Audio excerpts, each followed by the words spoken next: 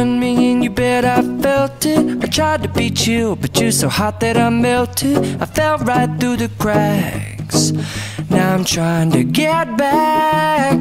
Before the cool done run out, I'll be giving it my bestest, and nothing's gonna stop me but divine intervention. I reckon it's again my turn to win some or learn some, but I won't hesitate no more, no more. It cannot wait.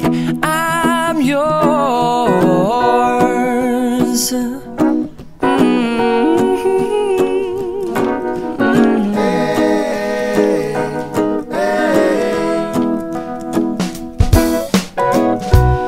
Open up your mind and see like me. Open up your plans and damn, you're free. I look into your heart and you'll find love, love, love, and love. Listen to the music of the moment, people dance and sing. We're just one big family, and it's our God-forsaken right to be loved. Love, love, love, love.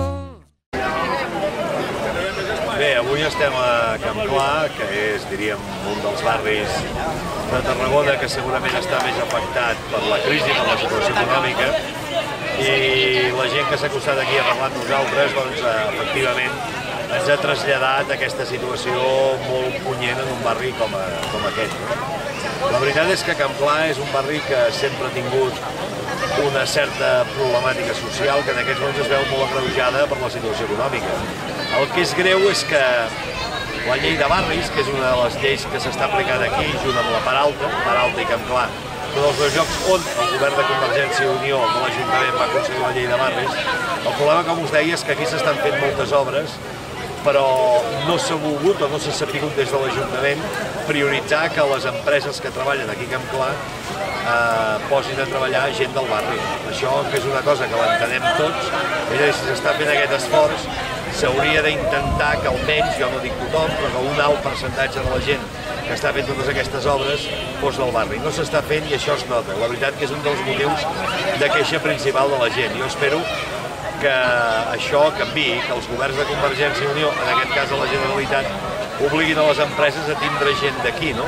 Perquè si no, per molts diners que s'inverteixin, no acaba de traslladar-se en un barri que, insisteixo, necessita molt aquesta millora econòmica.